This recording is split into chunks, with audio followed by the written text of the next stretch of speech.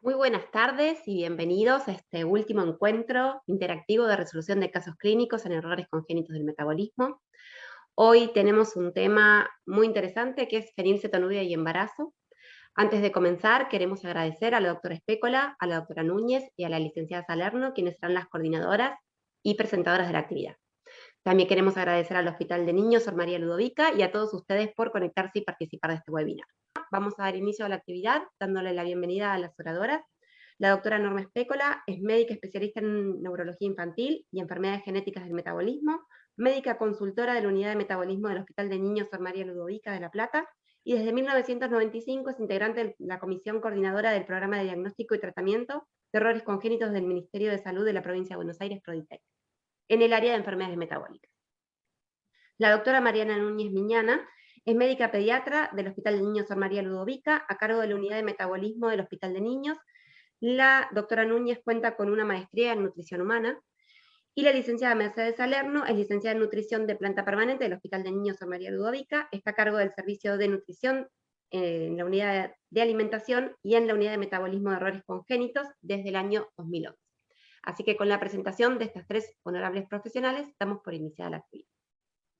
Bueno, buenas tardes. Finalmente llegamos al final de este muy lindo ciclo de este año.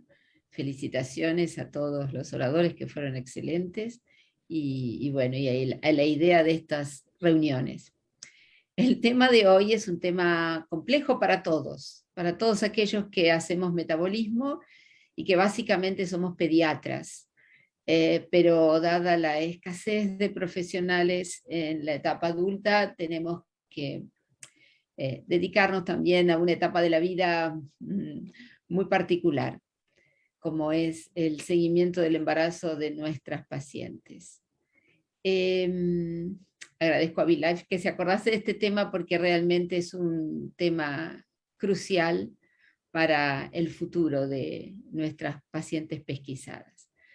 La siguiente diapositiva son nuestros conflictos de interés, que no son importantes para esto, y seguimos ya con la primera imagen. Primero vamos a hablar de lo que sabemos y que está publicado ya desde hace 30 años, y que, bueno, lo más importante es que todos sabemos que con la pesquisa neonatal se pudo prevenir la deficiencia mental, a partir de aquella maravilla de Guthrie con el test llamado de Guthrie de inhibición bacteriana, y para los 70, mediados de los 70, ya se probó que la mayoría de los programas permitían ese descenso de la discapacidad mental. Pero irónicamente, años después, la realidad es que nos lleva a otra situación, y llevó al mundo a otra situación, que es que la mujer PKU, que tiene una fertilidad normal, producía daño a sus hijos por la hiperfenilalaninемia. Y ya en los 80, 20 años después, esto ya estaba bien claro, era evidente que había algún problema. Es decir, que en algún momento alguien escribió esta frase que es muy chocante para los que trabajamos en esto, que mujeres sin dieta en la edad adulta, tras una generación, igualarían el número de pacientes con retardo mental que se evitó con la pesquisa. La realidad es que es una frase dura. Y bueno, a partir de los 80 se empezaron a buscar las causas, que vamos a tratar de analizar brevemente, y entender qué es lo que pasa. La que sigue. Esto es lo que pasaba en aquel momento de un trabajo viejo. Como ven, a la derecha está la foto de un paciente, producto de una madre fenilcetonúrica mal controlada durante el embarazo, con rasgos característicos que después vamos a analizar. Por el otro lado, tenemos un cuadro que nos mostraba, esto lo publicó en el 80 y después en el 96, que muestra las 4 principales características de estos recién nacidos que desarrollan a lo largo de la niñez, que es retardo mental, microcefalia, enfermedad cardíaca congénita, algún tipo de cardiomiopatía, y bajo peso al nacer, o más bien un retardo del crecimiento uterino, que es lo que se considera hoy en día.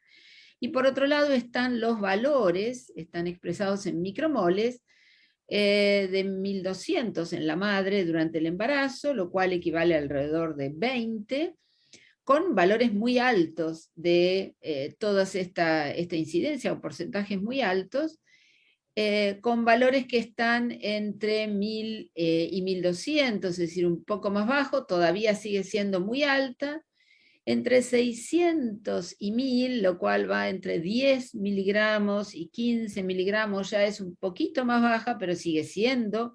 Compárenlo con la población general, que tiene una columnita especial que yo agregué, con valores mucho más bajos de estas alteraciones, y recién, todavía con valores por debajo de 10, lo que se caracteriza como una fenilcetonuria leve, la realidad es que todavía sigue siendo más alto que en la población general. Es decir, que esto es un problema. La que sigue. Acá están los síntomas con más detalle, y cuando los empezamos a leer, retraso del crecimiento intrauterino, microcefalia, dismorfias, cardiopatía, retardo mental, hipoplasia del cuerpo calloso, dificultades en el lenguaje o trastornos del espectro de trastornos de la atención e hiperactividad, están presentes en la PKU materna, pero también encontraron que estaban presentes en el alcoholismo fetal. Y a la derecha, arriba, está la foto de un bebé con alcoholismo fetal. Si lo pusiéramos al lado de la foto anterior, son bastante parecidos. En el otro extremo de la imagen hay dos imágenes nuestras que nos muestran lo que ocurre también, nos puede ocurrir también. Cuando nace la bebé chiquitita que está en los brazos de la mamá con un buzo rojo, la realidad es que esta niñita tenía 28 de fenilalanina en el momento de la pesquisa.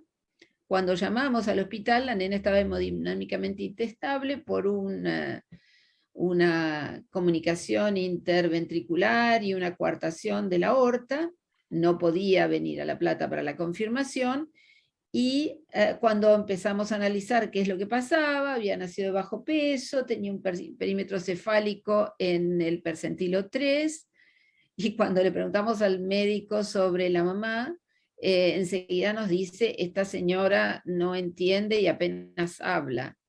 Bueno, la mamá era una fenilcetonuria no diagnosticada, de 24 años, sí que tenía una deficiencia mental leve a moderada, y que no sabía que tenía una fenilcetonuria, como pasa. Quizás pase menos ahora, pero todavía hay mujeres de más de 25 años con fenilcetonuria, y por ahí todas no son severamente discapacitadas. Y en la foto de abajo, esta es una niña todavía muy anterior, hablo de comienzo de los 90, en que consultan a neurología por una niña con microcefalia, retardo mental y una cardiopatía, que orienta a los cardiólogos a que podía haber una relación entre ambas cosas, y sí, efectivamente, la mamá tenía una fenilcetonuria leve, era una persona intelectualmente normal, tenía 8 miligramos, nunca pasó los 10 miligramos, pero sin embargo su hija tenía esas características. Es decir, este es un problema real, y aquí lo vimos ya instalado, ahí no podíamos hacer ningún acto para evitarlo. La que sigue. Vamos a tratar de entender un poco más sobre los signos y después las causas de esto, a ver si podemos mejorar algunas cosas. En la fenilcetonuria materna, bueno, la dismorfia característica es el filtrum largo, el labio superior finito, la base nasal deprimida, las narinas antevertidas, la hipoplasia del maxilar inferior y la micrognatis. Y toda la estructura inferior de la cara está como muy hipoplásica, muy parecido al alcoholismo fetal. Las cardiopatías más frecuentes es la tetralogía de Fallot, la coartación de la aorta, los defectos del septum interventricular y la hipoplasia de cavidades izquierdas. Y dentro de los signos neurológicos, los que están presentes casi siempre son el retardo mental, la microcefalia, los trastornos de aprendizaje, los defectos de la atención e hiperactividad, y a lo largo de la vida de estos chicos, signos que son bastante característicos de la fenilcetonuria, como la ansiedad o la depresión. Hablo de ya la adolescencia y la edad adulta. Hay muchas causas de esto. La que sigue. Vamos a tratar de aclarar algunas. La hiperfenilalaninemias es real, esa es la que reúne todo. Se dice, y está aceptado en la mayoría de los consensos, que 6 sería el miligramos, lo cual equivale a 360 micromoles, sería el nivel máximo adecuado. Sin embargo, hay algunos países que han aceptado a regañadientes esto, pero en realidad ellos prefieren mantener a las mamás por debajo de 4, cual cada vez se complica más la situación del manejo de estas mujeres durante una etapa previa y durante el embarazo. Pero convengamos que la mayoría de los consensos habla de 6 miligramos por ciento, que tiene que estar estable durante todo el embarazo, o lo más estable posible, y que se tendría que lograr antes del embarazo. Ahora, eso es lo dicho. ¿Qué es lo que influye directamente? Evidentemente influye la fenilalanina, pero también algunos metabolistas que son especialmente teratogénicos, como el ácido fenilacético y la feniletilamina. La combinación con la fenilalanina, la realidad es que la mayor parte de los experimentos se han hecho en ratas, y esto no es idéntico a lo que ocurre en humanos, pero estos 3 son los mencionados. También puede haber carencia de otros nutrientes, y vamos a ver algunos aspectos. Y en cuanto a la cardiopatía, que si ustedes recuerdan la imagen, hablábamos de un máximo de un 12%, claro, comparado con el 1% de la población general es un valor alto, pero parece ser muy particular el punto de la cardiomiopatía, y esto no parece ser debido solo a la fenilalanina, sino que la fenilalanina, actuando en el primer trimestre, en el momento de la organogénesis, actúa desregulando algunos genes modificadores que son capaces de hacer una cardiogénesis, de estructurar ese corazón que todavía no está formado, y que pasado este periodo ya no existiría cardiopatía. Por eso, en realidad, si bien el primer trimestre es el más difícil, se considera que aunque sea con una parte de ese trimestre, el final de ese trimestre, de unas semanas con buenos niveles, ya por lo menos este punto de la alteración cardíaca se solucionaría.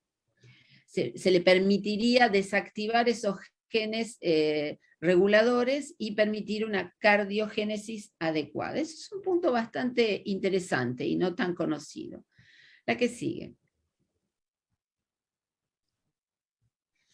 Acá entramos en algo un poco más complicado, que es la placenta, el funcionamiento de la placenta y el transporte de los aminoácidos.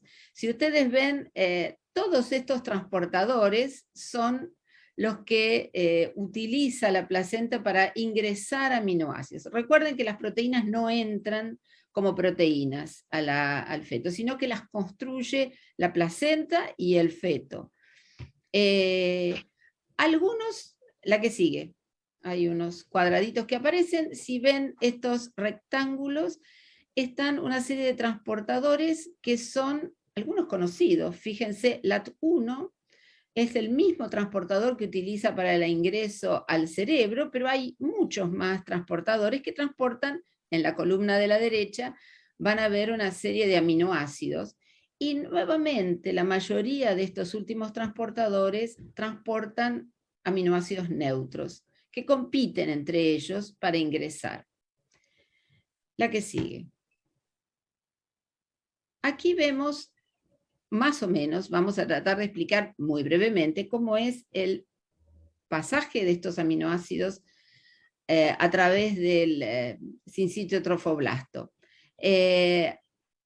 Nosotros vamos a ver en el cuadrito de arriba cómo ingresa de izquierda a derecha de la circulación materna, ingresa por un transportador, el aminoácido puede quedarse como el aminoácido que ingresó, puede ser transformado en otro aminoácido de acuerdo a las necesidades, y después hay unas proteínas transportadoras que son con unas especies de tubitos que lo hacen pasar a través de la membrana basal de la placenta y ingresa a la circulación fetal a través de pequeños agujeritos, poros que tiene este endotelio celular.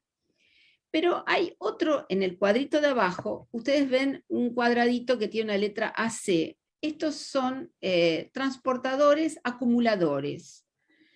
Y esto es una cuestión que para varias aminoacidopatías es una potencial fuente de gravedad en el contexto de la formación fetal, porque da la casualidad que estos acumuladores son transportadores también, que aumentan la concentración en el sincitio trofoblasto de muchos aminoácidos.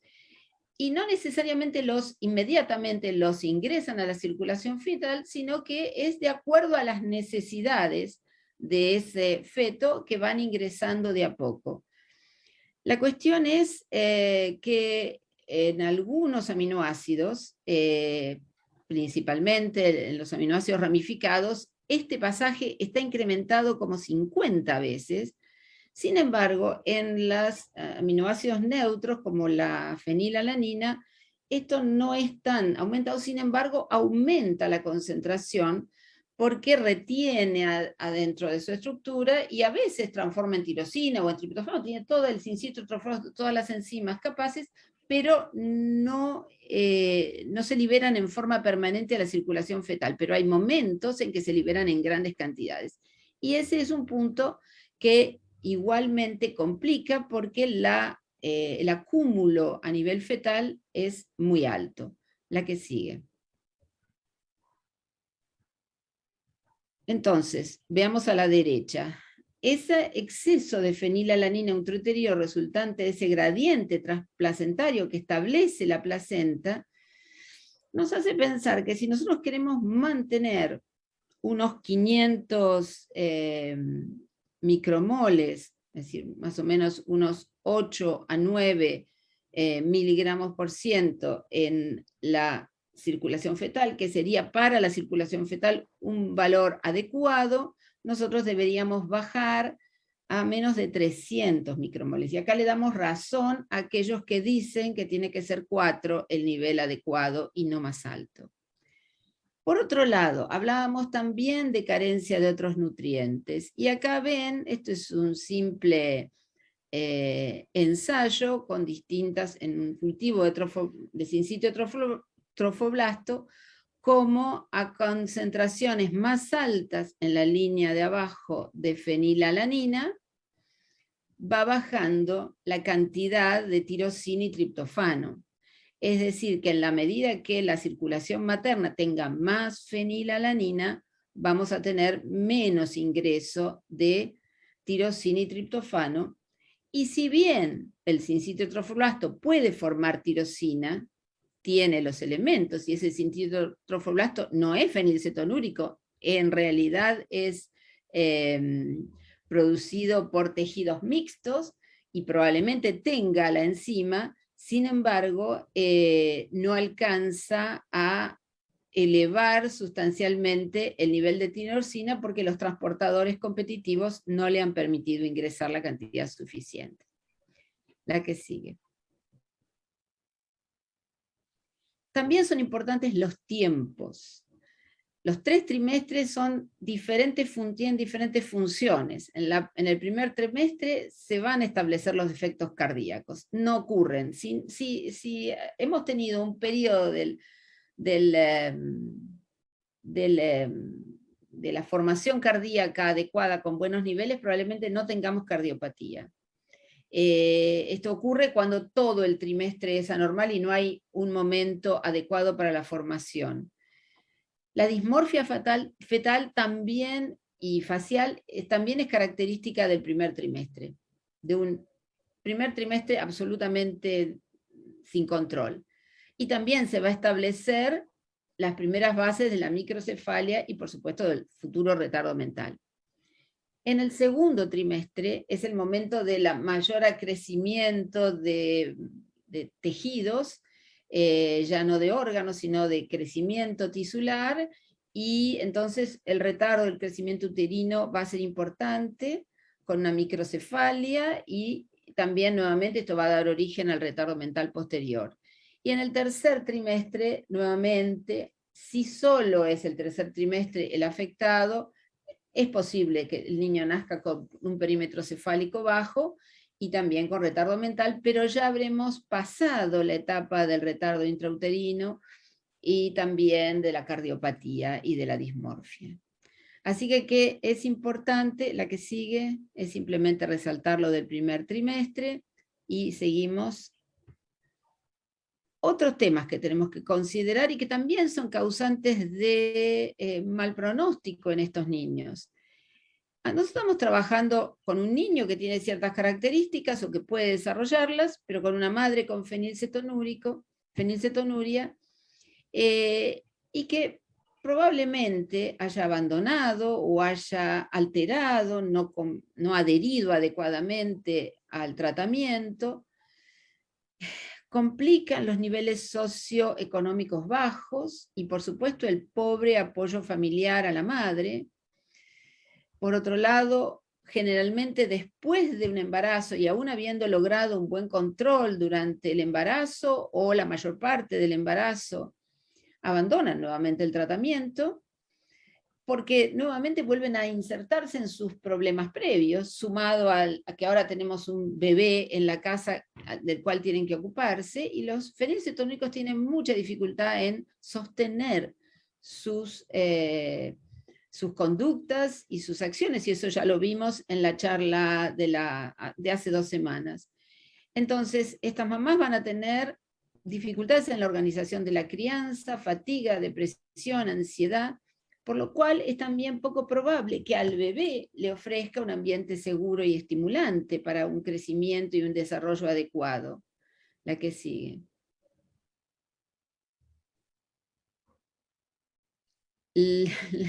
Esos problemas socioemocionales de los chicos a veces no son tan evidentes en los primeros años y recién al ingreso escolar se hace más evidente. Por lo tanto, cualquiera sea el momento en que se haya iniciado el tratamiento y cualquiera sea la forma en que esta madre haya vivido su embarazo, la realidad es que el tratamiento psicológico, el seguimiento psicológico a través de la niñez y la adolescencia es fundamental para este chico, y por otro lado el apoyo a la madre para aumentar la adherencia al tratamiento, reducir el estrés psicosocial a lo largo de toda su vida. Son la única forma, es decir, esto nosotros no lo podemos desligar de todo lo biológico que ocurre al lado de este bebé. La que sigue.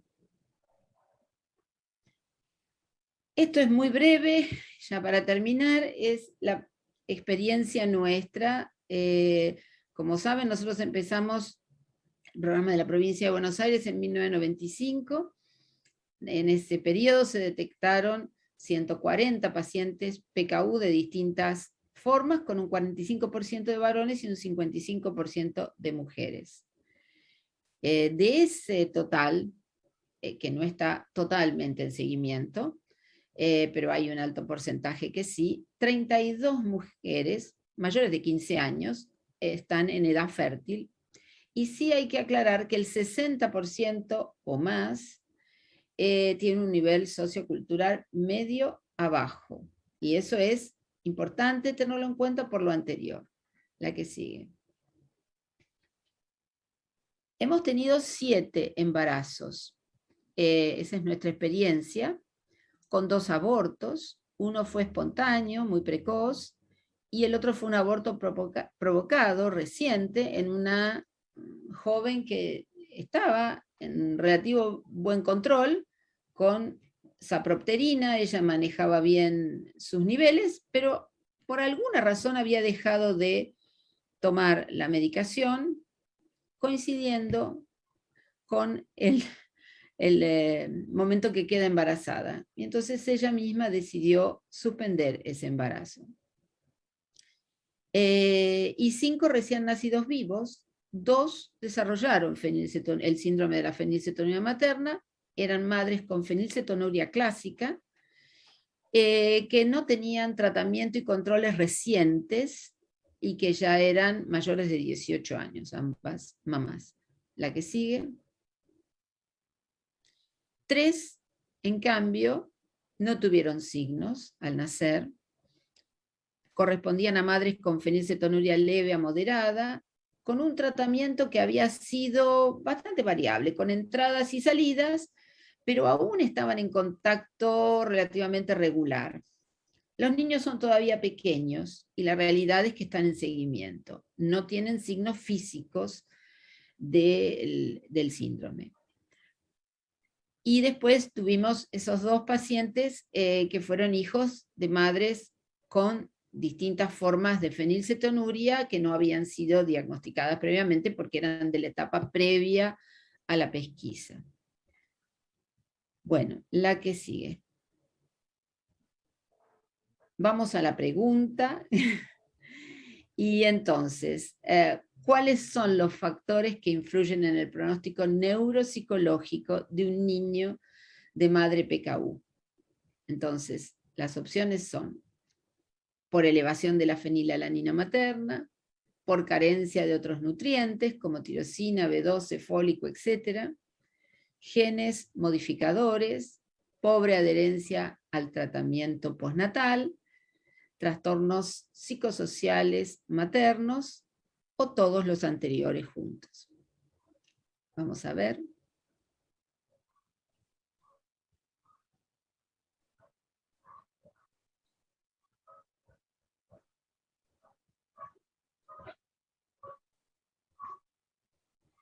Está bien, yo creo que esto lo hice a modo de resumen, porque me parecía que todos los factores influyen, porque yo no hablaba del síndrome solo, sino que hablaba de la evolución neuropsicológica de estos niños. Estos niños corren un gran riesgo porque tienen una madre fenilcetonúrica que de por sí ya es difícil vivir en la adultez, con independencia y autonomía, manejando una dieta. Entonces, los niños tienen riesgo todavía. No digo que todo eso ocurra, pero tienen riesgo. Pero todo el origen está en esa fenilalanina materna. Bueno, muchas gracias y le cedo la palabra a Mariana. Bueno, buenas tardes. Muchas gracias por estar del otro lado, muchas gracias a los organizadores. Y bueno, vamos a seguir con lo que es la realidad en donde se mezcla la biología con las cuestiones sociales, que ya nos estuvo adelantando Norma.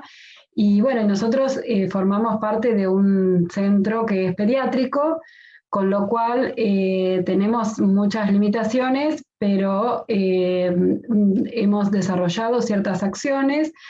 Algunas no son del todo completas y bueno, siempre nos estamos repreguntando y viendo cómo podemos seguir mejorando. Uno de los temas que nos ocupa mucho es trabajar todo el tema de la transición, de ir ponderando a esa pacientita que fue bebé, que fue después un poco más grande, irla acompañando en todas las etapas y justamente en prepararla para la autonomía, la autovalía, y transmitirle todo lo que le hemos transmitido a los padres de esa mujer, o bueno, o de los varones también, ¿no? Cuando eran pequeños, ellos no tenían conciencia y nosotros no podemos quedarnos con esa transmisión que le van a hacer los padres, sino que tenemos que activamente ocuparnos de hacerlos crecer. Bueno, todo ese tema de la transición, que da para otra charla, es una de las acciones para prevenir la fenilcetonuria materna. Y también, bueno, obviamente la educación sexual a partir de los 12 años, la información como decíamos, de los riesgos de la fenilcetonuria materna, que no es solamente trabajándolo con los adolescentes, que obviamente ahí es donde nos focalizamos, sino que en realidad es un tema que ya se le plantea a la madre cuando viene con su bebé y le hacemos el diagnóstico de fenilcetonuria, le explicamos la enfermedad y en el caso de que sea una nena, le decimos que esto a futuro también vamos a tener que controlarlo, de tal manera que ya queda la semillita puesta de la inquietud, que después, como les dije antes, vamos a tener que seguir trabajando. Bueno, después también hacemos talleres de adolescentes con asesoramiento de distintas especialistas y también de las necesidades que los mismos adolescentes van proponiendo. Pensamos que también otra de las acciones para hacer la prevención es poder asegurar que esas pacientes que fueron diagnosticados continúen recibiendo tratamiento en la edad adulta. Esto nos crea un conflicto, como les explicaba, desde lo que es un hospital pediátrico, pero asegurando que aún no hemos podido hacer un traspaso del todo eficiente, pero lo seguimos controlando, seguimos proveyendo la fórmula, seguimos haciendo los controles de estas pacientes porque necesitan seguir con el acompañamiento.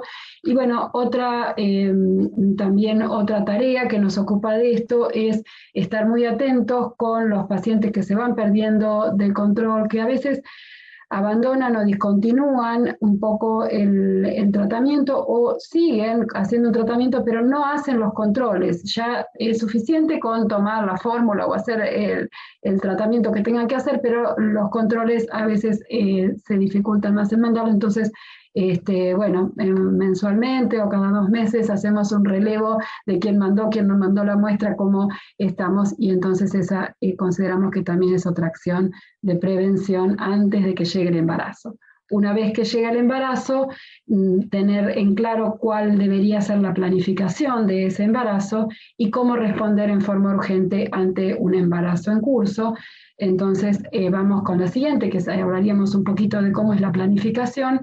La siguiente, entonces, la planificación debería realizar, sería la forma como más perfecta, por decirlo de alguna manera, en que podemos tratar a ese bebé que va a nacer, haciendo controles de fenilalanina de 4 o 6 meses antes del embarazo y ir llegando a los niveles adecuados.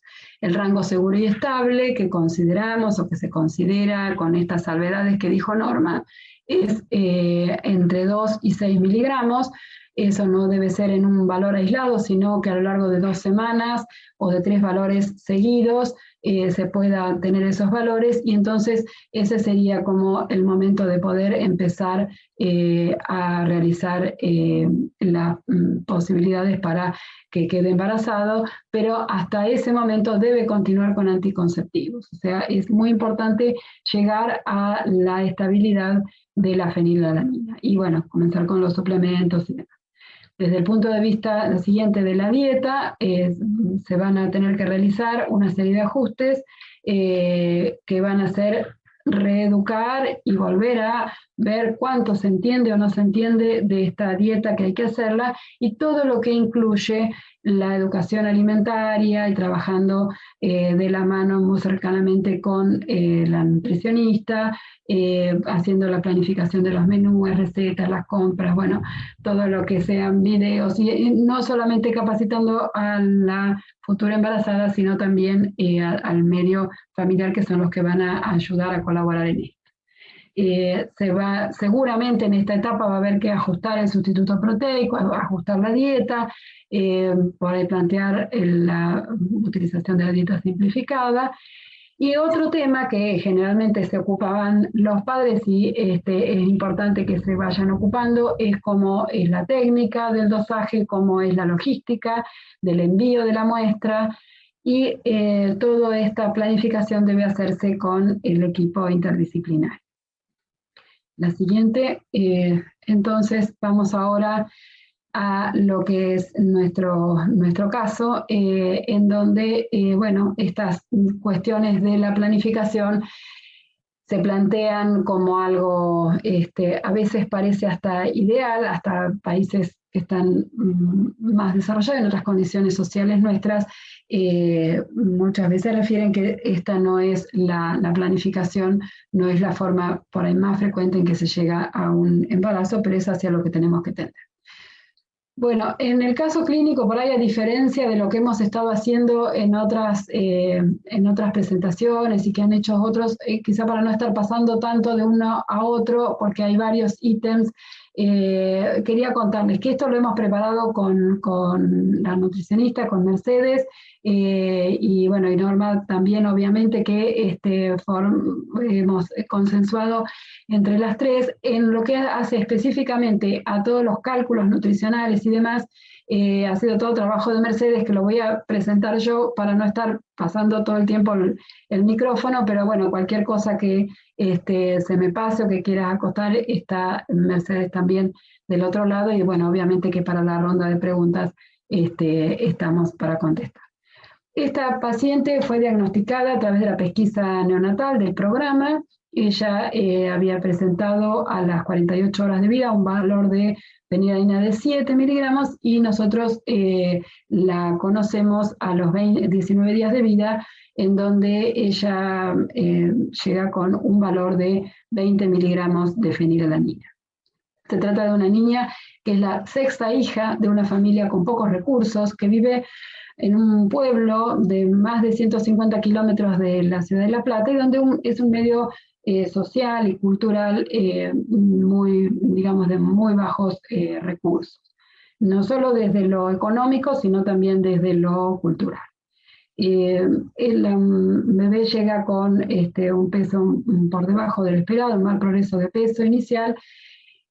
Como no se prendía bien al pecho y lloraba, y la pediatra tampoco la había consultado, bueno, había terminado dándole leche de vaca entera, y por eso hago esta aclaración, porque frente a ese valor inicial que pareciera una forma clásica, nosotros indicamos la tirosina no es tan adecuada quizá para una forma clásica, iniciamos el tratamiento con sustituto proteico y fórmula de inicio, y durante todo el primer año vimos que los dosajes en realidad eran generalmente bastante bajos, y entonces fuimos aumentando los aportes de fenil durante el primer año alrededor de 400, y luego de entre los 2 y 4 años vemos que a medida que va incorporando y diversificando la alimentación, no utilizaba prácticamente hipoproteicos, muy escasa la participación de registros de ingesta, y bueno, y se va acentuando esta limitación que les comentaba sociocultural, pero pese a eso, los dosajes en fenilalanina eran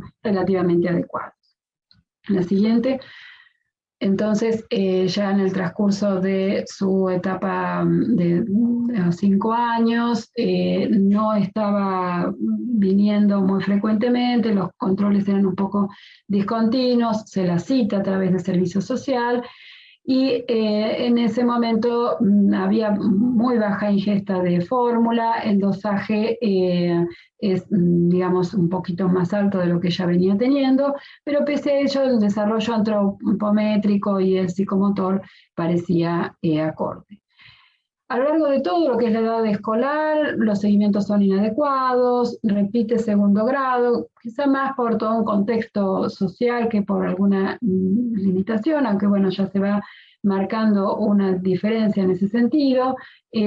Los dosajes son aislados, siempre los que daban eran alrededor de 6 o menos de 6, con irregular cumplimiento del tratamiento. Entonces, cuando se acerca la adolescencia, se la cita específicamente a los 12 años, se le explica el riesgo de fenilcetonuria materna, se le plantea que los controles tienen que ser muy firmes en forma anual o, digamos, en realidad más seguidos, y ahí es donde se detectan los valores entre 5 y 7 miligramos por ciento.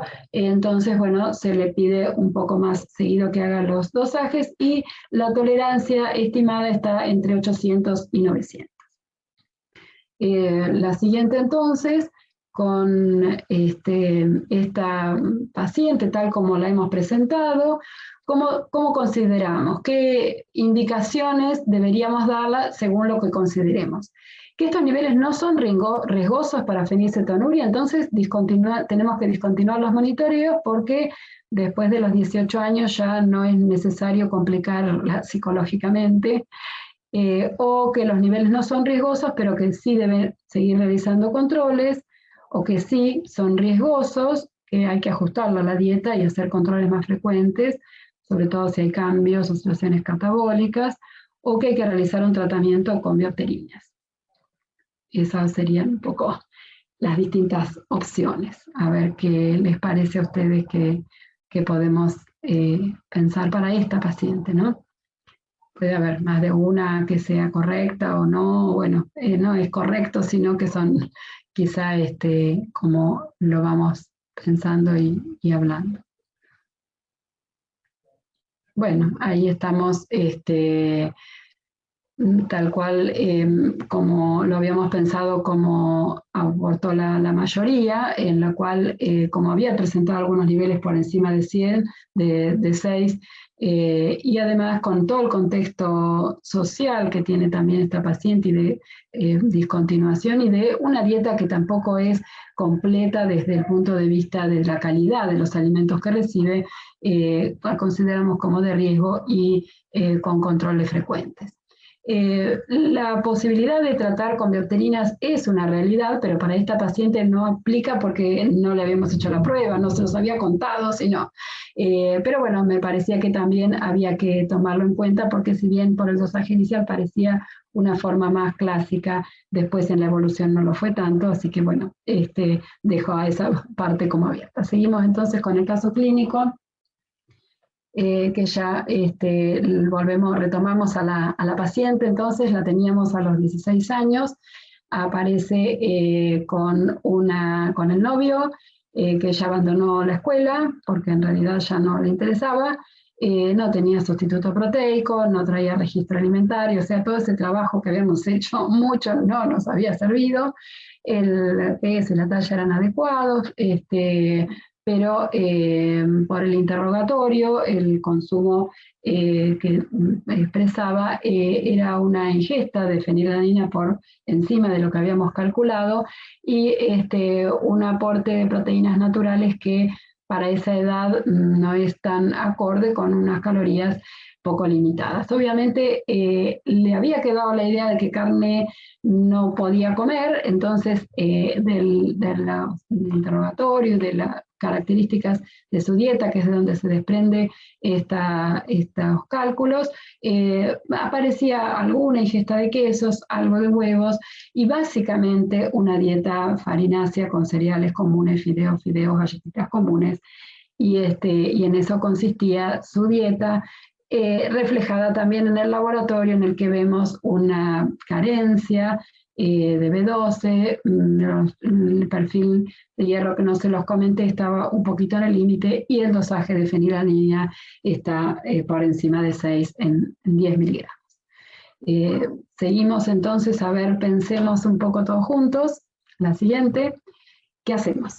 Entonces vamos con otra pregunta.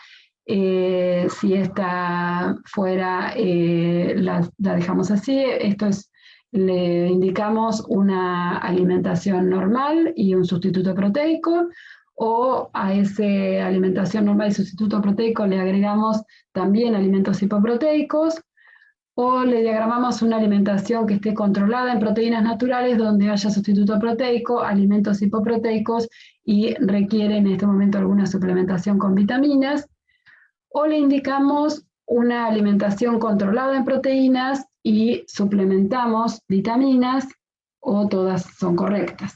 Un poco distintas opciones para pensar. A ver qué les ha parecido a ustedes un poco esto.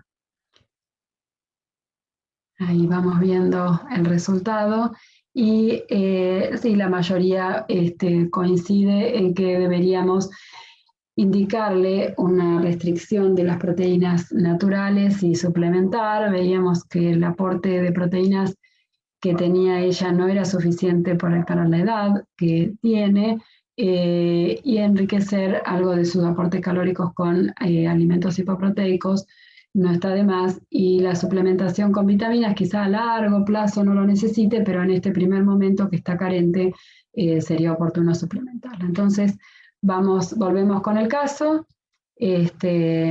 cómo seguimos, cómo son las indicaciones. Entonces consideramos que hay riesgo de fenilketonuria materna y que debe realizarse monitoreos más frecuentes. Se indican entonces controles ginecológicos y retomar la escolaridad. Acá trabajamos con asistente social. Entonces, los objetivos nutricionales. Bueno, las primeras indicaciones en esta adolescente que su novio y había abandonado el colegio, y bueno, el panorama era bastante claro para nosotros. Nuestros objetivos eran básicamente subir un poco las proteínas y las calorías, tratar de llegar, según lo que nos dice la bibliografía, a 1600, 1700 calorías. Ella estaba en 36 gramos de proteína, con una dieta con muchos cereales comunes, sin leche, pero con quesos, con huevos de vez en cuando, pero queríamos lograr a 55 gramos, y para poder obtener este valor de 900 miligramos por día de fenil, que calculábamos como su tolerancia, sí o sí, y poder llegar a cubrir estas calorías, teníamos que incorporar lo que son alimentos hipoproteicos, y algo de sustituto proteico que siempre fue indicado, y fue bastante pobre su adherencia e infrecuente su adherencia al tratamiento.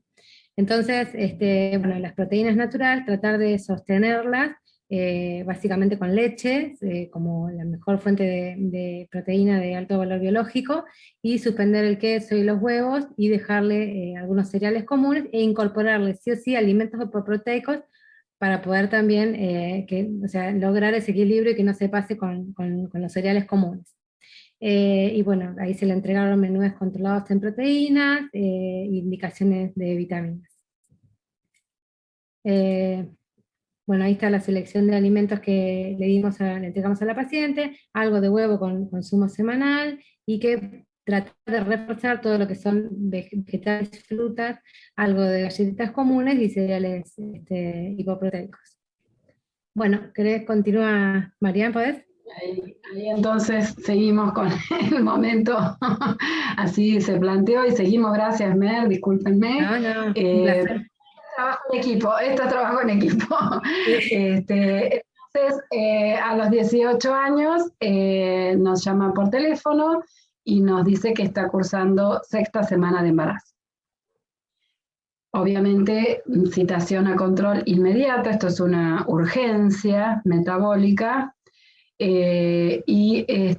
Bueno, cuando ella concurre a la consulta, el peso era un peso con un índice de masa adecuado, refería a un infrecuente consumo de fórmula, estaba recibiendo una alimentación libre, sin carnes, o sea, alejado en el tiempo de aquella indicación que había mencionado Mercedes, había ido abandonando varias de las cuestiones que habíamos hablado. Y en el registro alimentario vemos que la ingesta de fenilalanina es mucho más de la que se había indicado, con una ingesta de proteínas totales naturales que es, digamos, para esta situación de embarazo, ahora vamos a ver, un poco limitada, y unas calorías que están, digamos, ahí limitadas. La siguiente, entonces, le hacemos un laboratorio, y la fenilalanina está en un nivel de 12, y la tirosina relativamente baja, y más para esta situación. La siguiente, entonces, ¿qué hacemos? La siguiente diapositiva. A ver si aparece la pregunta. Bueno, hay distintas opciones. Planteamos la posibilidad de interrupción del embarazo. Organizamos un plan de alimentación con 55 gramos de proteínas totales, que es lo que corresponde para la edad. incluyendo el sustituto proteico, o planeamos un plan de alimentación de 70 gramos de proteínas totales con alimentos hipoproteicos y el sustituto proteico, o hacemos un plan de alimentación con 70 gramos de proteínas totales, alimentos hipoproteicos, el sustituto proteico y la suplementación con vitaminas, minerales y DHA. O consideramos por ahí que la 1 y la 4 son correctas, digamos, quizá eso más que acción, porque para accionar hay que tomar una, pero bueno, también queda planteada la posibilidad dentro de las indicaciones que harían cuál elegirían o cuáles elegirían. Entonces vemos un poco que planteamos. Bueno, ahí de alguna manera han quedado un poco repartidos, pero bueno, creo que esto lo vamos a seguir por ahí tratando durante la presentación. Obviamente que vamos a tener que optar, digamos, o plantear por ahí los dos caminos que podemos tomar, y en el caso de que decidamos seguir con digamos que la decisión consensuada sea la de seguir el embarazo, el plan alimentario que tenemos que plantearnos es de cubrir todas las proteínas que requiere el embarazo, que son diferentes de las requeridas a la edad de la paciente. Así que bueno, este sería un poco el comentario para las preguntas. Seguimos entonces con la presentación. La paciente, digamos, decidió seguir adelante con el embarazo. Entonces vamos a situarnos en lo que sería un primer trimestre y cuáles serían las indicaciones y los objetivos a los que tenemos que llegar. Está visto que los requerimientos de proteínas que necesita la embarazada son muy por encima de lo que estamos habituados a utilizar, y cuesta llegar a esos 70 gramos de proteínas que sería el objetivo, y ese objetivo hay que llegar dividiendo aún más el preparado, y también dividiendo la ingesta de fenilalanina. Acá repartimos el sustituto proteico en 49 gramos sería de equivalente proteico y 20 gramos de proteínas naturales. Con referencia al sustituto proteico, lo que venía utilizando la paciente con buena adherencia en un estado de no embarazo era la PKU3, por lo tanto intentamos seguir con esa fórmula. Y con respecto a la indicación de las proteínas naturales, se le entrega la selección de alimentos, de reemplazos para cubrir esos 1000 miligramos de fenilalanina con esa ingesta de proteínas naturales. Se le entregan también suplementos de vitaminas y minerales, y todos los menús para que complete esas calorías. Además, se le explica, digamos, que vamos a tener que hacer un registro alimentario de 72 horas, bueno, volver a acomodar todas estas cuestiones que en esta paciente no se habían podido lograr antes, que los monitoreos de fenilalanina tienen que ser semanales, en realidad inicialmente lo fuimos haciendo más seguido, y la tirosina se va a hacer en forma quincenal, y los controles clínicos iniciales también. Para todo esto es necesario no darle las indicaciones y listo, sino articular con servicio social y con ginecología los traslados y los controles que sean efectivos, y trabajar también a nivel local para una asistencia de la paciente y establecer un vínculo muy aceitado de logísticas y demás para que esto realmente pueda llevarse a cabo. La siguiente. Así va transcurriendo su primer trimestre, los valores van descendiendo, después les hago una presentación de la curva de los valores de fenilalanina.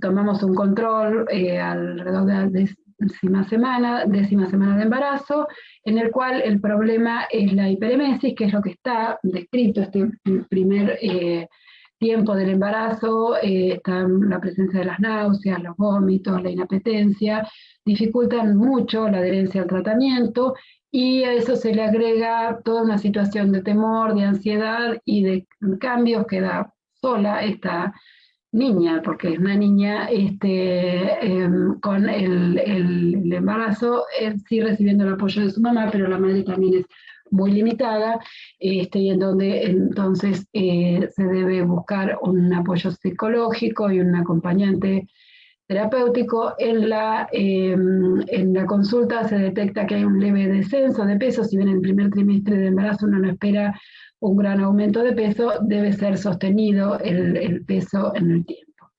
La mayor dificultad que encontrábamos era sobre todo en poder cumplir la ingesta de la fórmula.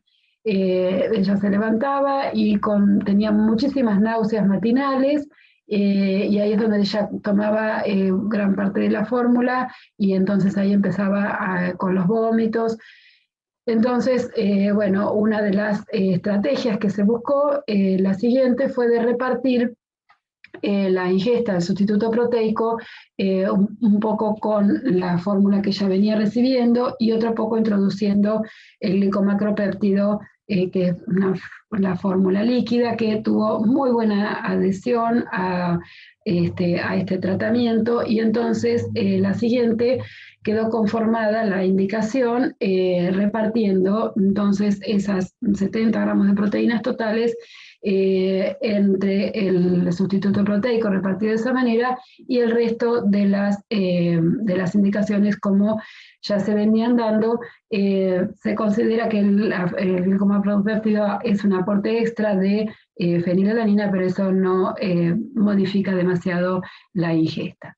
Entonces, junto con esto, la siguiente, se dan una serie de indicaciones para poder también evitar esas náuseas matinales, una serie de indicaciones dietéticas, como repartir, levantarse y hacer un desayuno aunque esté nauseosa, y donde se reparta también la fórmula bien fría a lo largo del día en varias veces, ya hasta en más de 6, aunque sea de a traguitos. Ya se hacía un preparado y se lo iba tomando durante toda la mañana, que vaya haciendo ingestas pequeñas y frecuentes, que prepare otras colaciones que sean frescas, y evitando también los fritos y los picantes, y las verduras se orienta que sean más vale cocidas, y que la madre ahí se ocupaba más de hacerle la cocción para que ella no vaya teniendo esas náuseas. Y bueno, así sigue transcurriendo la siguiente, el resto del embarazo. Seguimos. Entonces ya llegamos al segundo y tercer trimestre, en donde se mejora este tema de los vómitos. En esta paciente no tuvimos que usar específicamente tratamiento para los vómitos, pero bueno, hay varios tratamientos propuestos, incluso con ondansetron, o también a veces es necesaria la internación de los pacientes, que en este caso no fue necesario. Bueno, si bien desaparecen los vómitos, empieza la acidez. Eso es la constante de los embarazos, y entonces todas las indicaciones para minimizarlo, y el trabajo también de alguna suplementación con antiácidos, el fraccionamiento, los horarios de la administración de la comida, la posición, bueno, todo lo que hace a esa ingesta más adecuada. Con respecto a los dosajes, los niveles se mantienen estables, se ve el aumento de la tolerancia, eso es lo que está descrito. Se pueden aumentar entonces las proteínas naturales, y va disminuyendo esa ansiedad, y va mejorando la adherencia al tratamiento. En las ecografías se va viendo un buen crecimiento y los laboratorios son normales, no hay mucha cosa acá a destacar. Como a modo de resumen, la siguiente, para ver cómo fue la progresión desde el punto de vista nutricional de lo que fuimos haciendo. Acá está claramente mostrado cómo la tolerancia aumenta muchísimo, entonces se puede aumentar la ingesta tanto en el segundo trimestre como aún todavía más en el tercer trimestre, incorporando entonces algunos otros nutrientes para poder llegar con las proteínas naturales que aumentan francamente, y la ingesta proteica total también va progresando. El progreso de peso es muy bueno, es lo que está, digamos, lo esperable para el embarazo, y así es como transcurre su embarazo y nace un bebé de término con un peso adecuado. La siguiente, en un momento del control, además de los controles habituales, se hacen los controles ecográficos. Acá tenemos a modo de resumen, entonces, cómo fue la evolución de los niveles de fenilalanina y también de tirosina. Vemos que inicialmente está por encima del rango, pero todo el resto del embarazo no hay otras dificultades. En la línea azul llena se marca así a modo de meseta, como un promedio de lo que fue y lo que se pudo ir aumentando los aportes, la ingesta de fenilalanina, y que fue adecuada para esta paciente esa ingesta, porque esto se ve reflejado en los dosajes que presentó. La siguiente, un poco a modo de conclusión del caso clínico, se descartaron, fue vista en el servicio de cardiología del hospital, donde se hacen los seguimientos tanto de las embarazadas como después de recién nacida, y se descartaron las cardiopatías congénitas que hubieran podido estar presentes. Y bueno, la siguiente les muestro ya, no el recién nacido, sino al año y medio, no presenta las dismorfias faciales características, y el desarrollo motor hasta ese momento era acorde a la edad, pero tal como lo planteó Norma, y es así, esto debe seguir, debe seguir controlándose. La siguiente, a modo un poco de resumen, lo que es un embarazo, esto sería entonces la otra instancia del embarazo no planificado, que es una situación urgente y que debe ser tratada un poco con todas las indicaciones que hemos ido dando. La siguiente, porque no me voy a detallar mucho en esto, sino queda muy largo, simplemente dejar la idea de que también está la cuestión de qué hacemos con los tratamientos no convencionales. El glicomacropéptido, que es uno de ellos, ya lo mencioné, es un producto que tiene muy buena adherencia, mejora la palatabilidad y está descrito que se puede utilizar. Nosotros lo utilizamos así en forma combinada. Con respecto a la BH4, es un tratamiento que se puede continuar realizando si previamente ha estado tratada, y si no, se puede llegar a iniciar, pero eso hay que, digamos, solo hacerle una prueba de 48 horas, y si no desciende ya rápidamente instituir el tratamiento convencional. Los aminoácidos neutros están contraindicados porque no aseguran niveles adecuados de fenilalanina, y la pegvaliasa aún no está, digamos, aceptada para la mujer embarazada, pero hay estudios experimentales en ratas, como decía Norma, es diferente la placenta humana, en los que avalarían el uso en el embarazo, y sería interesante para aquellos casos más difíciles.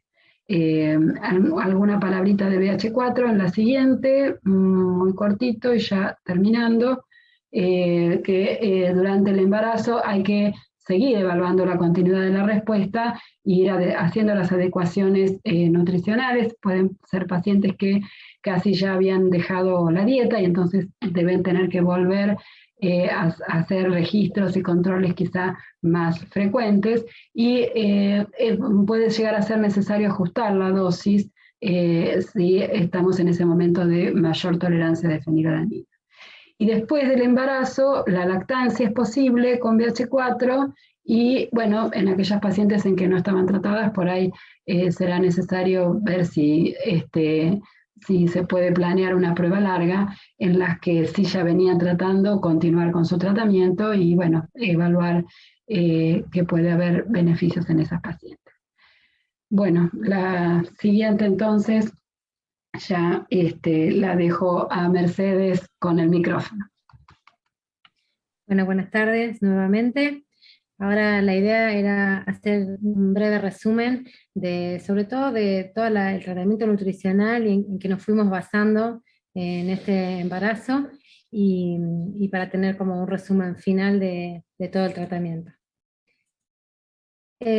Bueno, la dieta y todo lo que nos comenta la bibliografía necesitamos de suficiente energía, del sustituto proteico, porque nos da sí o sí ese aporte de proteínas tan fundamental para el crecimiento fetal, las proteínas naturales de manera controlada, y todo lo que son vitaminas, grasas y tirosinas. En cuanto al requerimiento de energía, es similar a un embarazo no PKU. Y para prevenir que las proteínas no sean utilizadas como fuente de energía, y por lo tanto no aumenten las concentraciones de fenil en sangre, debe ser de una cantidad suficiente. El aumento de peso en la PKU materna es similar también a la población sana, y con énfasis en evitar la pérdida de peso, particularmente en el primer trimestre del embarazo, como nos pasó un poquito con esta paciente, especialmente por las náuseas permanentes que sucedían en el primer trimestre.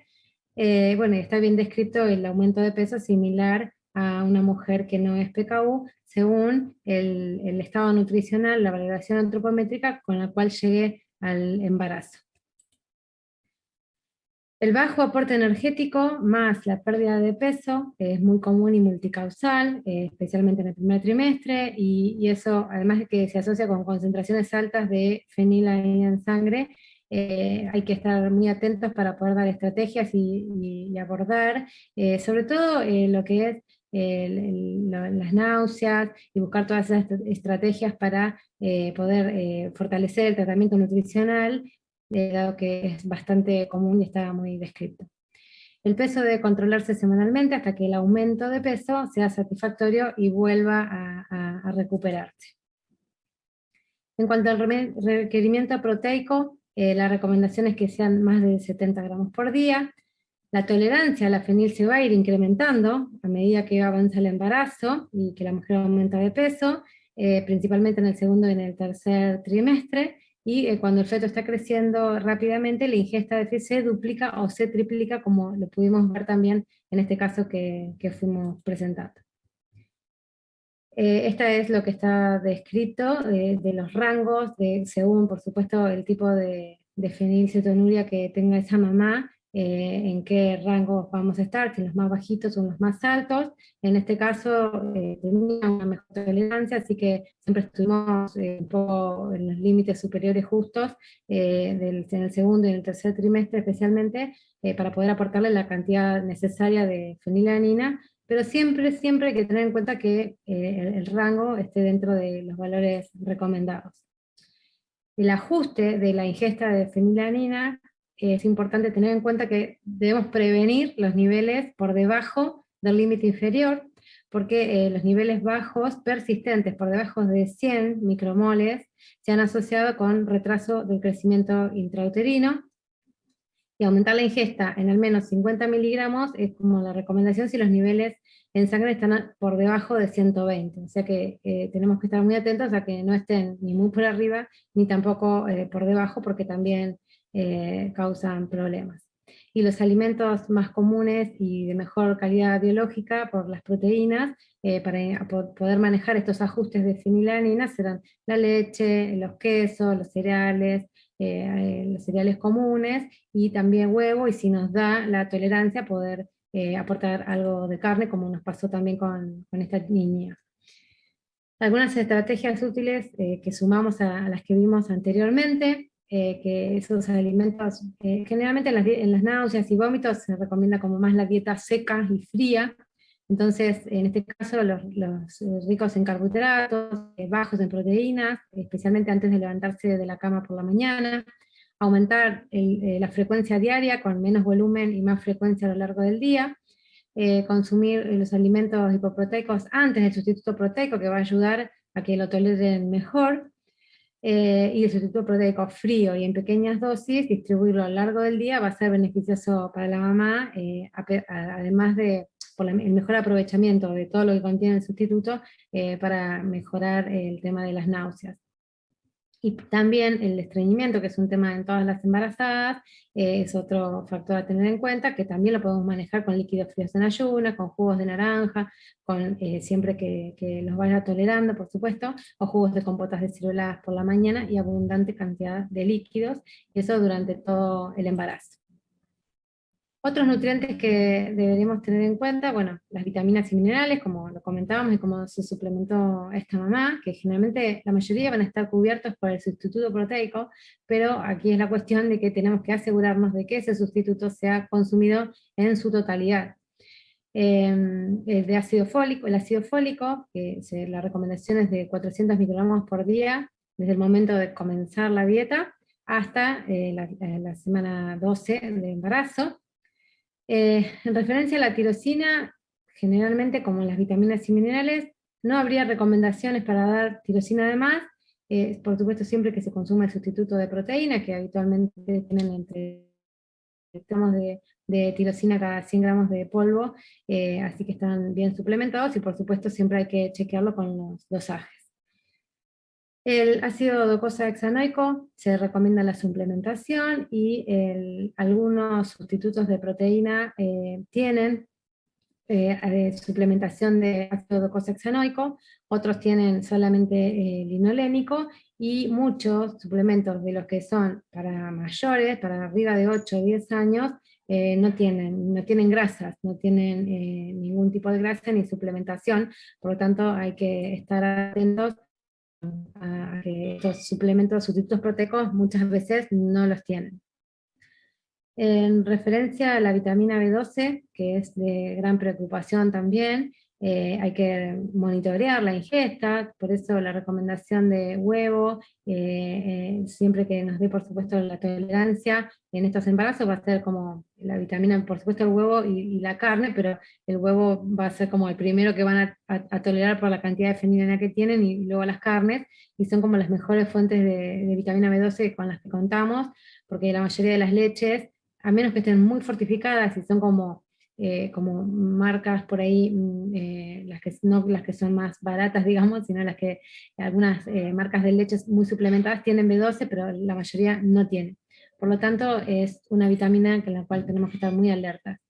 Y además, por supuesto, porque la B12 y el folato están correlacionados con mayor riesgo de cardiopatía coronaria, como bien nos ilustró hoy la doctora Norma Espécola. Y también está el zinc, el hierro, la B12, ¿por qué? Porque son nutrientes que en esta embarazada que tuvimos nosotros es como una leve, moderada, leve, que después tenía una buena tolerancia, pero la mayoría, las que son más tirando clásicos, no nos dan para llegar a poder completar con huevos o con carnes la cantidad de fenil, y con los alimentos de origen animal, porque nos pasamos con la fenilanina, por lo tanto, hay que estar muy atentos a que estos nutrientes también estén cubiertos. En referencia a las grasas y los ácidos grasos esenciales, la recomendación de grasas, por supuesto para aportarle energía y que los aminoácidos no sean utilizados como fuente de energía, la recomendación es del BCT, del valor calórico total, que se cubra un 30 o un 35%, como en la mayoría de los planes de alimentación, y tener en cuenta el tipo de grasa y la calidad de grasa para garantizar los ácidos grasos esenciales. La recomendación va a ser cubrir de 200 a 300 miligramos de DHA. Hoy en día se pueden, digamos, recomendar en una alimentación natural la incorporación de aceites de chía, lino, canola, soja, que pueden aportar hasta un 60% gramos de omega 3, de ácido linolénico, pero esto siempre va a depender de la cantidad de linoleico o omega 6 que se consuma, por lo tanto la conversión a EPA y DHA va a estar influenciada por la cantidad de omega 6 que se consuma, por lo tanto, si bien aportan un 60% y con una cucharadita de té uno puede cubrir 2,5 gramos más o menos de ácido omega 3 linolénico, uno tiene que estar atento a que la conversión sea, digamos, la suficiente, por lo tanto, lo más seguro va a ser siempre suplementar directamente con DHA, sumado a esto, a que las fórmulas, las que son más para lactantes y infantes de la niñez, tienen suplementación de grasas, pero las que son para mayores de edad no tienen grasas, ni ácidos grasos esenciales, ni DHA, algunas de esas, otras tienen suplementación. En referencia a la vitamina A, la ingesta excesiva puede conducir a una hipervitaminosis que se va a asociar con defectos del nacimiento, malformaciones en ojo, cráneo, pulmones y corazón, y puede ser posible en la dieta de la mamá embarazada PKU si los sustitutos proteicos se combinan con aceites de pescado. En nuestro país contamos con variedad de aceites de pescado, por ejemplo los de aceite de hígado de bacalao que se consiguen en las dietéticas de distintos tipos. Tenemos que pensar que el límite superior de seguridad de vitamina A va a estar entre 2.800 y 3.000 microgramos por día de vitamina A, y la vitamina A puede ser que venga de origen animal o suplementada con carotenoides.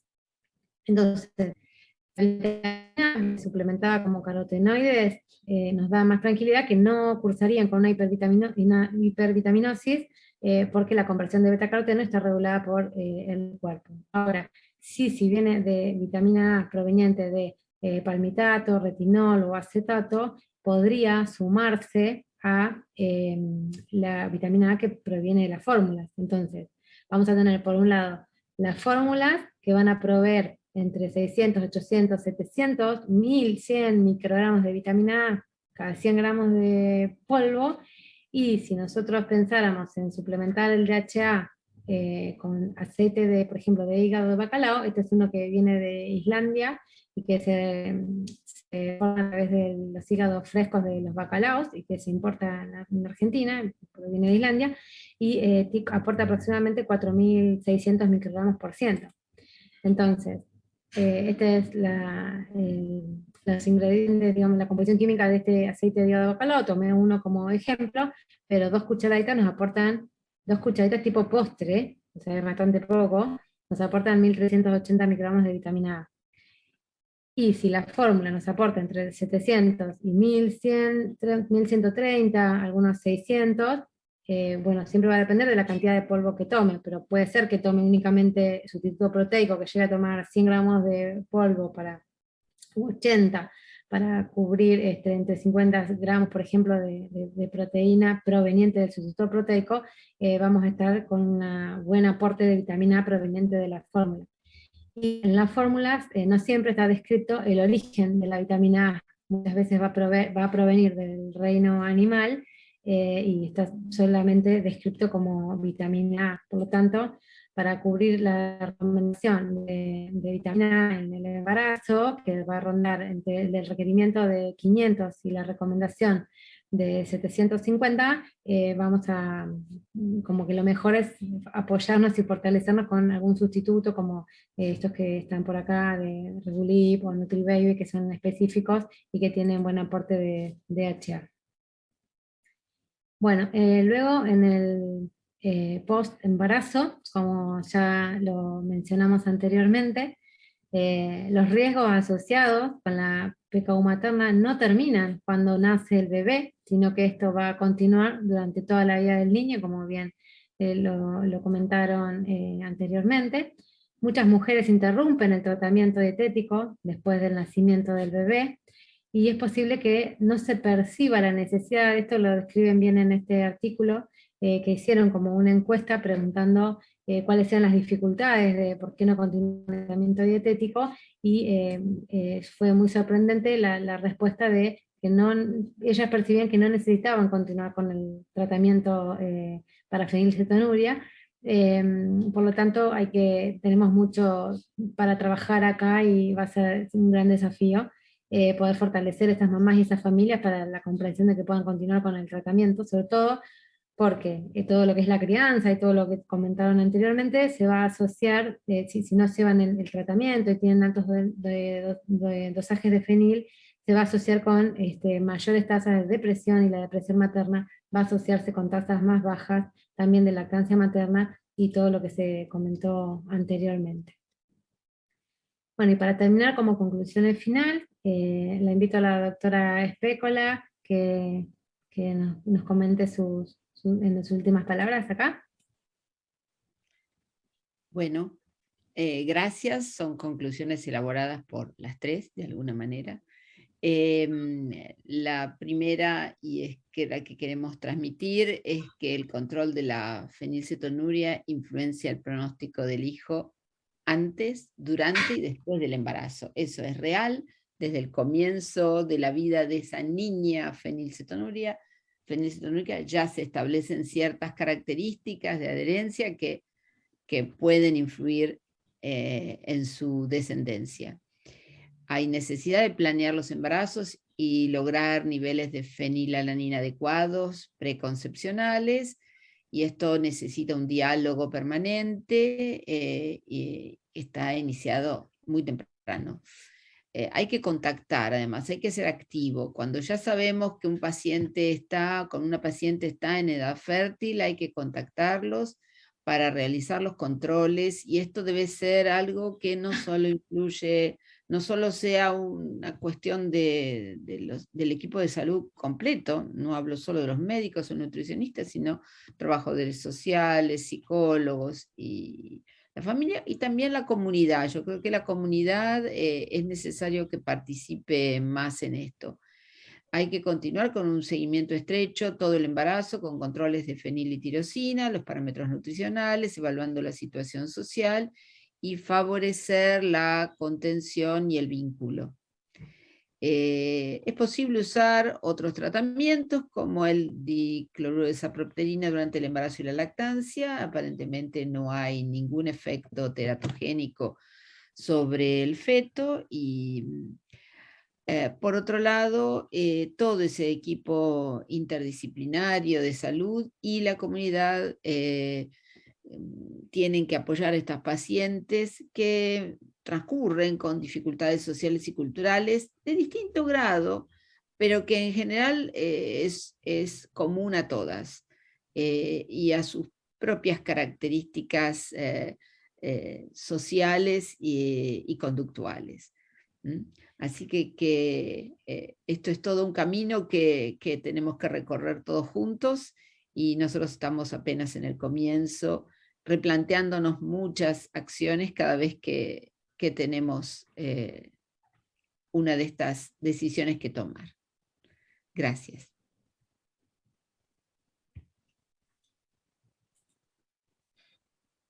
Bueno, muchísimas gracias. Qué interesante todo lo que contaron hoy, realmente increíble. Muchísimas gracias a las tres. Ahora vamos a pasar al bloque de preguntas y respuestas. Vamos a empezar con algunas preguntas que tengo acá. Los que quieran van levantando la mano, ¿sí? Voy a ponerme aquí, a ver, ahí está. Considerando que existen mujeres adultas que no han sido diagnosticadas como fenilcetonúricas o con hiperfenilalanemia, ¿no sería una medida preventiva realizar el estudio de cuantificación de fenilalanina en papel de filtro a toda embarazada, o aunque sean aquellas que cuenten con ciertas características? Sí, es un tema muy, muy interesante. Está así planteado hace, bueno, no tampoco, pero hay un artículo bastante reciente de los turcos que presentan unos números que son bastante aterradores, y que en realidad ellos, de 77 embarazos que presentan, 11 pacientes son fenilcetonuria materna, que se diagnosticaron esas pacientes a raíz del caso, digamos, de las madres se diagnosticaron cuando nació el hijo. Un horror. Así que bueno, en realidad sí debería uno poderlo incorporar, pero bueno, cuestan estas cuestiones. Y Bueno, y no sé, por ahí Norma también de otras situaciones, de otras enfermedades, ¿no? Con otras problemas con el metabolismo de aminoácidos, de otros aminoácidos que también habría que tener en cuenta. Sí, yo creo que es una tarea que tenemos que seguir trabajando y lo hemos hecho. Desde que un programa de pesquisa se instala, hay que trabajar mucho con otros sectores de salud que no son solamente los que asisten a los pacientes y, bueno, y al embarazo, y volver, así como en la transición involucramos a clínicos, los ginecólogos y obstetras tienen que estar presentes. Hemos tenido anécdotas de consultas que hacen las pacientes al ginecólogo y entonces, como no saben, las mandan a neonatología y en neonatología le dicen, acá no tiene que venir hasta que nace el bebé, o le quieren medir la fenilalanina en orina y, la paciente se acuerda de que en realidad siempre se la medían en sangre. Es decir, todavía, a pesar de que ya la pesquisa tiene algunas décadas, todavía estamos trabajando con la difusión, ya no solo a los equipos de salud pediátrica, que esos están más habituados, y las neonatologías, sino a todos estos grupos de especialistas que están involucrados en la asistencia de pacientes en todas las edades. Yo creo que ese es un trabajo que todos tenemos que sostener y difundir. Bien. Tengo otra pregunta aquí. ¿Hay algún anticonceptivo contraindicado en fenilcetonuria? No hay ninguno contraindicado, no hay ningún problema con respecto a los anticonceptivos. Como acotación, y esto no tiene que ver, sí hay contraindicación en otras aminoacidopatías. Por ejemplo, en las homocistinurias hay mucha cuestión con algunos anticonceptivos por su efecto trombofílico, y ya de por sí los niveles altos de homocisteína tienen también esto. ¿Sí? Ahí hay que trabajar un poco, pero no en el caso de la fenilcetonuria, no, al contrario. Tenemos a Ana Adamo, que quiere realizar pregunta en vivo. ¿Sí? ¿Me escuchan? Sí. Sí. Hola Norma, hola al resto de las doctoras, excelente como siempre, un placer escucharlos. Norma, ¿sabés qué? Me surgió un tema cuando escuché la similitud en los fetos de madres alcohólicas y de mamás con hiperfenilalanemia. Claramente, una de las cosas que ocurre en las mamás alcohólicas es que tienen signos parecidos a la deficiencia de la piruvato deshidrogenasa, porque el acetaldehído que se produce como metabolismo del etanol inhibe a la enzima. Entonces, yo puedo encontrar todas las alteraciones neurológicas como las afecciones del cuerpo calloso y otras afecciones de la deficiencia de la piruvato deshidrogenasa, pero no le encuentro el nexo con los niveles altos de fenilalanina. O sea, ¿es casual la similitud o nunca leí nada acerca de qué puede hacer el alcohol como desde el punto de vista metabólico bioquímico, digo, ¿no? O sea, ¿cómo se interpreta esa similitud? No, ¿Leíste que algo? yo No haya leí nada. podido encontrar, no hay similitud más que en el efecto teratogénico precoz y constante sobre distintos moduladores celulares, y sobre todo en esa primera época. Después tiene que ver, hay algunos otros temas, sacando lo que corresponde al desarrollo cerebral, que tienen que ver simplemente con el acúmulo de fenilalanina y la disminución de otros aminoácidos, como competencia de otros aminoácidos neutros, sobre todo como competencia en el transporte placentario. Y del efecto directo de la fenilalanina y algunos de sus metabolitos sobre el crecimiento celular. No encontré nada que tuviera que ver o que los relacionase en cuanto a la bioquímica o al tóxico acumulado. Okay. Aquí hay otra pregunta. ¿Otras metabolopatías requieren controles prenatales? Yo creo que todas, con distinta importancia. En realidad, en algunos casos, la situación de embarazo y posparto, y parto y posparto, afectan al bebé, como en el caso de la fenilcetonuria. Esto también puede afectarlo, o hay dudas en el jarabe de arce, y también se hablaba algo de la tirosinemia, aunque ahora han aparecido 1 o 2 embarazos que transcurrieron normalmente. Pero también hay mucho sobre la madre, que en el caso de la fenilcetonuria no ocurre, no hay un riesgo materno especial. En muchas enfermedades del metabolismo intermedio, evidentemente el tema puntual va a ser el parto y el posparto y el manejo riesgoso, sobre todo en las acidosis, en las hiperamoniemias, en el compromiso hepático que algunas desarrollan. Hay algunos datos interesantes sobre las glucogenosis y el pasaje, pero es un tema completamente diferente, de los hidratos de carbono a través de la placenta.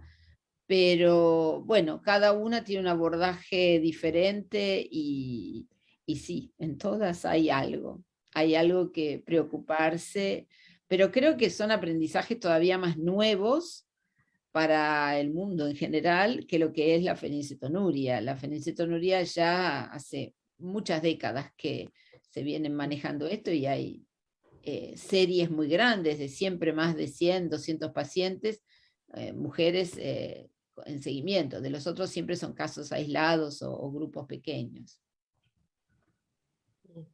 Tenemos una última que dicen, ¿cómo hacen para vehiculizar tanto volumen de fórmulas, sobre todo cuando se trata de pacientes que vienen transgrediendo, como es el caso clínico que presentaron?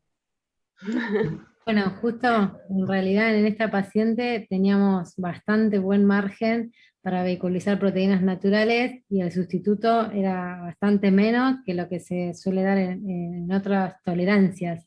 En esta paciente que vimos, llegamos a cubrir 49, tenía 2 GMP, que era lo que mejor toleraba porque es como, el sabor es como un helado de vainilla derretido, igual ella quería el sabor chocolate, así consumir el sabor chocolate, y era el que mejor toleraba, así que por eso se le cambió la fórmula ya en la semana 10, y le incorporamos proteínas del sustituto bajos en fenilalanina, considerando la poquita fenilalanina, que son 18 miligramos aproximadamente que tiene el GMP, considerándolo también. Y se le proveyó de 2 líquidos de brick de 250 y solamente 20 gramos de polvo de la otra fórmula PKU3 que tomaba. Entonces era justo en esta era bastante accesible, cubríamos aproximadamente 35 gramos de proteína, 20 con el GMP, 14 con el PKU, y lo otro seguíamos subiéndole las proteínas naturales. De hecho nos pasamos de 70 y quedamos casi en 80 totales. Así que justo en este caso era bastante manejable. Y por otro lado, un factor que sucede mucho en las embarazadas cuando tienen alguna patología, como sucede en las diabetes gestacionales también, es que tienen una motivación enorme para poder cumplir la dieta, y eso las beneficia porque justamente el hijo que esperan las motiva un montón para mejorar ellas. Así que por lo menos en el periodo de embarazo, esto nos resultó algo favorable a pesar de todo el entorno y de todo lo que sucedía con esa mamá. Así que bueno, en este caso no era tanto, para nada.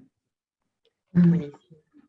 Bueno, me queda simplemente agradecerles, realmente tienen un montón acá de agradecimientos que empiezan a comentar acá en el chat.